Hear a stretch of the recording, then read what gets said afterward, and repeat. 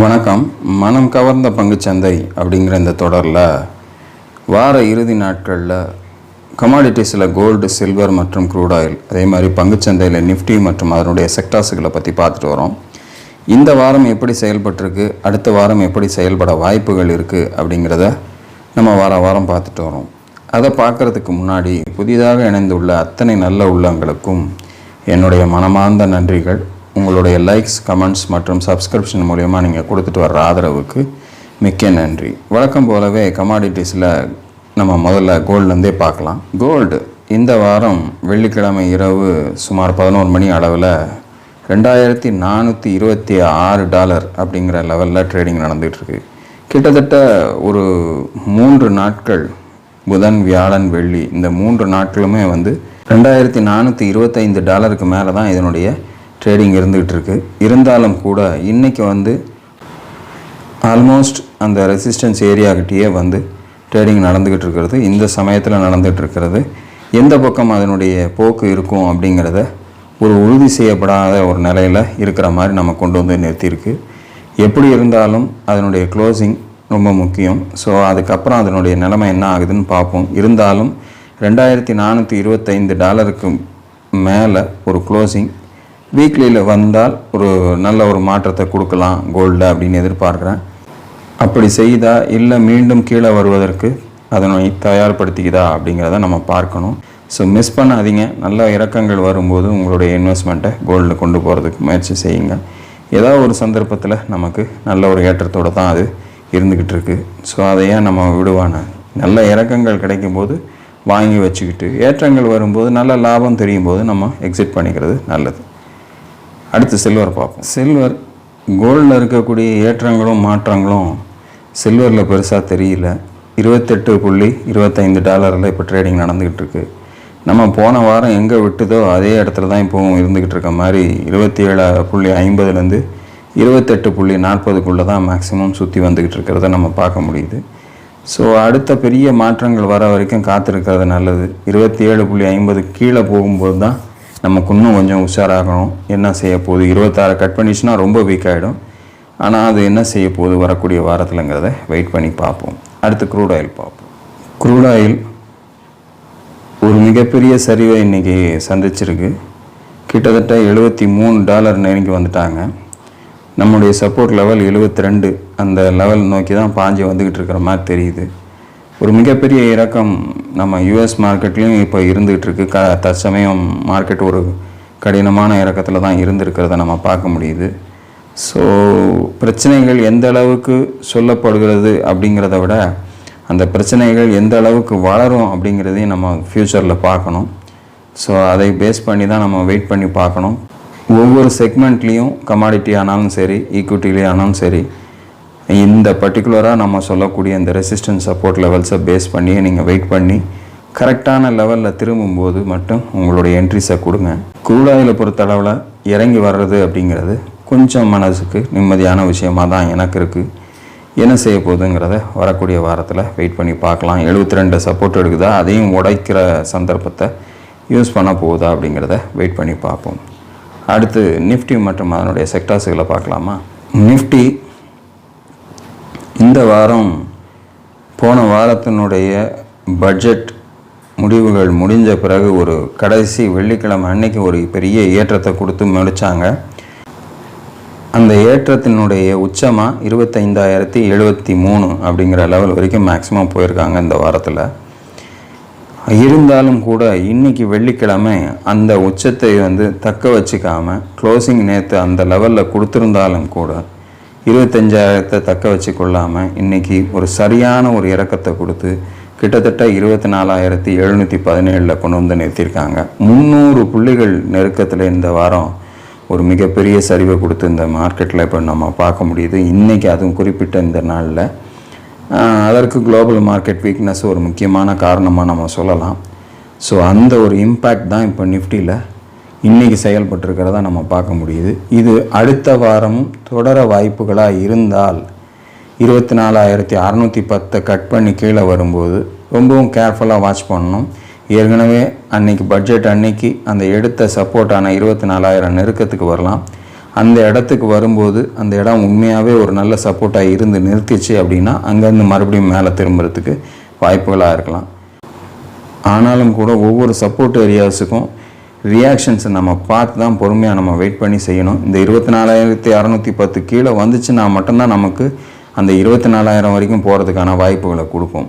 போகலை, இந்த இடத்துல திரும்பிடுச்சு அப்படின்னா மறுபடியும் அது ரிவர்ஸ் ஆகி மறுபடியும் 25,000 நோக்கி போகிறதுக்கான சான்சஸை கொடுக்கலாம். என்ன செய்ய போது வரக்கூடிய வாரத்தில் அப்படிங்கிறத வெயிட் பண்ணி பார்க்கலாம். நிஃப்டியினுடைய செயல்பாடுகள் இன்றைக்கி இருந்தார் போலவே வீக்னஸை கண்டினியூ ஆகும்போது தான் நமக்கு இந்த 24,610 கட் பண்ணுறதுக்கு வாய்ப்புகளாக இருக்கும். என்ன செய்ய போகுதுன்றதை வெயிட் பண்ணி பார்க்கலாம். அடுத்து செக்டார்களில் பார்க்கலாமா? செக்டார்களில் வழக்கமாக நம்ம முதல்ல பார்க்குறது பேங்க் நிஃப்டி. இந்த வாரம் பேங்க் நிஃப்டி என்ன பண்ணியிருக்கு அப்படின்னா, கிட்டத்தட்ட கடைசி நாள் மார்க்கெட்டினுடைய ரியாக்ஷனுக்கு ஏற்றாற்போல் இறங்கியிருந்தாலும் கூட ஒரு மிகப்பெரிய மாற்றமான இறக்கம் பெருசாக இந்த வாரத்தில் கொடுத்துடல. அதாவது நிஃப்டி இறங்கின லெவலுக்கு பேங்க் நிஃப்டி கம்பேர் பண்ணும்போது ஒன்றும் பெரிய இறக்கம்னு சொல்ல முடியாது. இருந்தாலும் 51,350 கொண்டு வந்து க்ளோசிங் வச்சுருக்காங்க. 51,850 இந்த வாரம் நல்ல ஒரு ஸ்ட்ராங் ரெசிஸ்டன்ஸாக மாறி நின்றுருக்கிறத நம்ம பார்க்கும்போது தெரியுது. ஸோ அடுத்து வரக்கூடிய வாரத்தில் மீண்டும் இது 51,000 நோக்கி பயணிக்குதா, இல்லை 51,850 மறுபடியும் பிரேக் பண்ணி மேலே போகிறதுக்கு முயற்சி செய்யுதா அப்படிங்கிறத வெயிட் பண்ணி பார்க்கலாம். அடுத்த செக்டார் ஃபின் நிஃப்டி 23,365 இந்த வாரம் க்ளோசிங் கொடுத்துருக்காங்க. போன வாரத்தில் 22,860 ஒரு சப்போர்ட் எடுத்து திருப்பி நிறுத்தியிருந்தாலும் கூட அந்த சப்போர்ட்டை பேஸ் பண்ணி இந்த வாரம் கொஞ்சம் கொஞ்சமாக மேலே மூவ் பண்ணிட்டு தான் வந்தாங்க. பட் இன்றைக்கி இருந்த மார்க்கெட் கண்டிஷனுக்கு ஒரு ஸ்லைட் வீக்னஸோடு வந்து க்ளோஸ் பண்ணியிருக்காங்க. ஒரு மிகப்பெரிய மாற்றம்னு சொல்ல முடியாது, இறக்கம்னு சொல்ல முடியாது. இருந்தாலும் ஒரு ஒபே பண்ணி நிறுத்தினது போல் இந்த வீக்னஸ் இருக்குது. எனிவே 24,050க்கும் 22,860க்கும் நடுவில் நின்றுக்கிட்டு இருக்கிற மாதிரி ஒரு சுச்சுவேஷன். ஸோ எந்த பக்கம் அதனுடைய பயணத்தை அடுத்த வாரம் தொடருதுங்கிறத வெயிட் பண்ணி பார்க்கலாம். அடுத்த செக்டர் நிஃப்டி ஐடி 40,750 போன வாரம் தாண்டி கொண்டு போய் முடித்தாங்க. ஆனால் இந்த வாரம் அந்த 40,750க்கு மேலே சஸ்டெயின் பண்ணி நிறுத்துறதுக்கு முயற்சி பண்ணி, அதுவும் குறிப்பாக இன்றைக்கி கடைசி நாள் கிட்டத்தட்ட 2.5% மேலே மைனஸில் போய் 39,730 கிட்ட கொண்டு வந்து க்ளோஸ் பண்ணியிருக்காங்க. ஸோ இன்றைக்கி இறக்கத்துக்கு ஒரு மிக முக்கிய காரணங்களாக இருந்த செக்டார்களில் ஐடி செக்டார் ஒன்று அப்படிங்கிறத இது நிரூபிச்சிருக்கு. ஸோ 38,840ங்கிற சப்போர்ட்டை நோக்கி அது வேகமாக இறங்கி வந்திருக்கிறத நம்ம பார்க்க முடியுது. அடுத்து அந்த இடம் வரைக்கும் வருதா அப்படிங்கிறத வெயிட் பண்ணி பார்ப்போம். 40,750 மீண்டும் ஒரு ரெசிஸ்டன்ஸாக மாறி இருக்கிறத இந்த நிலைமையில் நம்ம பார்க்கும்போது தெரியுது. வரக்கூடிய வாரத்தில் என்ன செய்யுதுங்கிறத வெயிட் பண்ணி பார்க்கலாம். அடுத்த செக்டர் நிஃப்டி பார்மா 21,902 அப்படிங்கிற லெவலில் முடிச்சிருக்காங்க. நம்ம அடுத்த ரெசிஸ்டண்ட்டாக 21,950 தான் கொடுத்துருக்கோம்.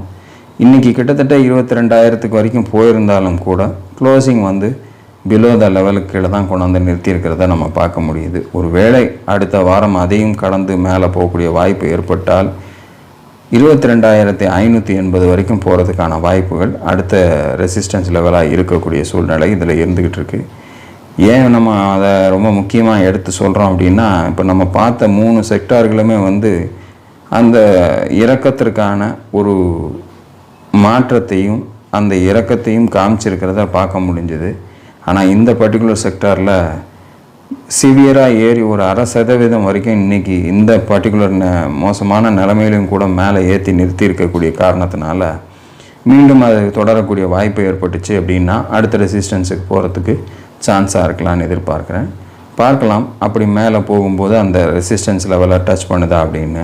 கீழே சப்போர்ட்டாக 21,240 அப்படிங்கிறது இப்போதைக்கு நிஃப்டி பார்மால இருக்குது. என்ன செய்யுதுங்கிறத வெயிட் பண்ணி பார்க்கலாம். அடுத்த செக்டார் நிஃப்டி எஃப்எம்சிஜி கிட்டத்தட்ட 63,000 வரைக்கும் நெருங்கி சென்றிருக்கு இந்த வாரம். இருந்தாலும் கூட அதனுடைய க்ளோசிங் வந்து 61,745ங்கிற லெவலில் க்ளோசிங் கொடுத்துருக்காங்க. வரக்கூடிய வாரத்தில் இன்னும் தொடர்ந்து இறங்கக்கூடிய வாய்ப்பு ஏற்பட்டுச்சு அப்படின்னா 60,680 அடுத்த சப்போர்ட்டாக இருக்கும். 61,825 நெருக்கத்திலேயே க்ளோசிங் கொடுத்துருக்கிறதுனால மீண்டும் திரும்பி மேலே செல்லக்கூடிய வாய்ப்பு ஏற்பட்டால் 63,000 580 அடுத்த கட்டமாக மேலே போகிறதுக்கு வாய்ப்புகள் அமைஞ்சிடலாம். என்ன செய்யுதுங்கிறத வெயிட் பண்ணி பார்க்கலாம். அடுத்த செக்டர் நிஃப்டி ஆட்டோ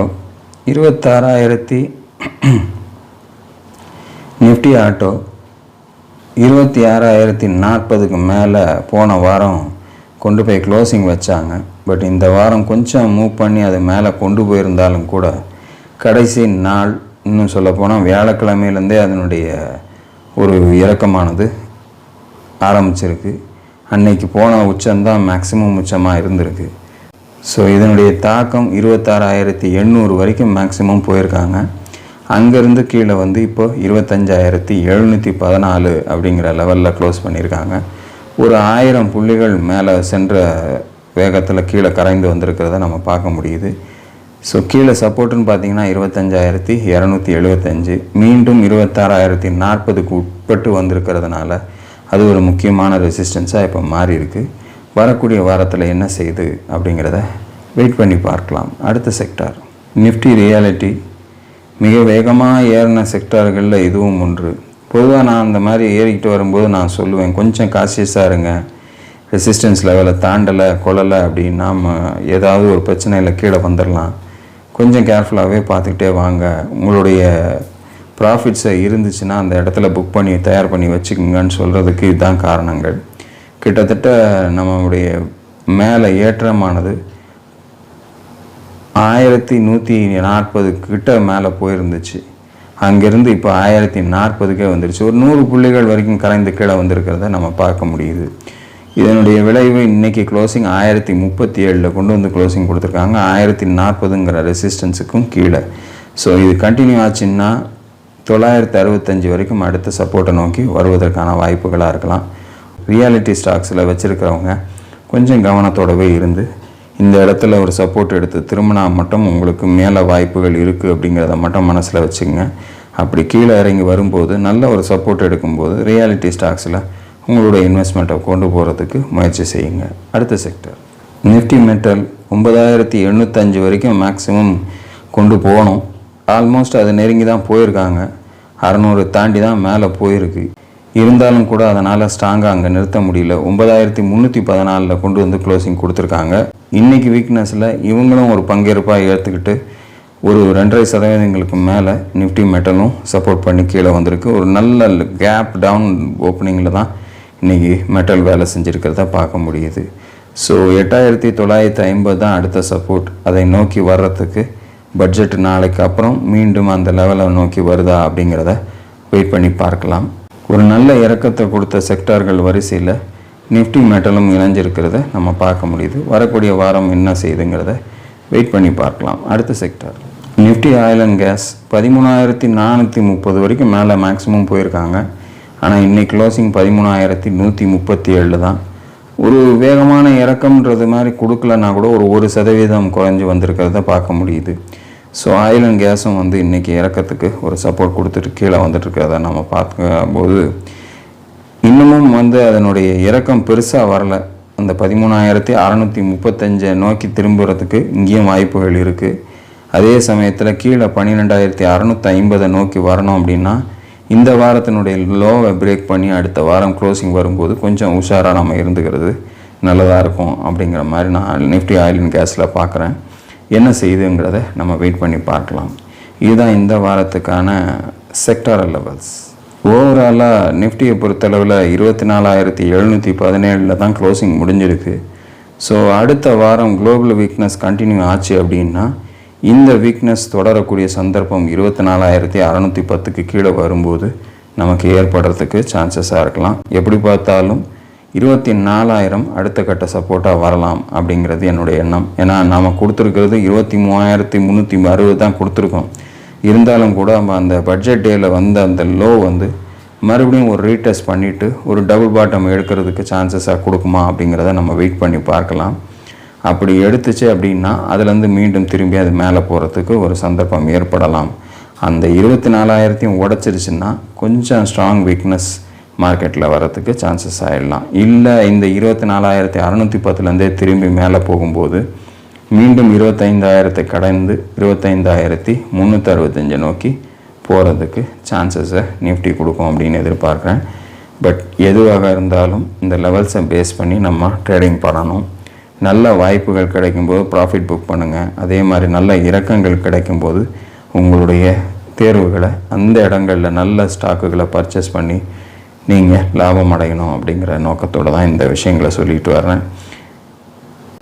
தொடர்ந்து இந்த வாரத்துக்கான வாய்ப்புகள் தரக்கூடிய பங்குகள் என்னன்ற வீடியோவில் உங்களை அடுத்த வீடியோவில் சந்திக்கிறேன். அதுவரையில் நன்றி, வணக்கம்.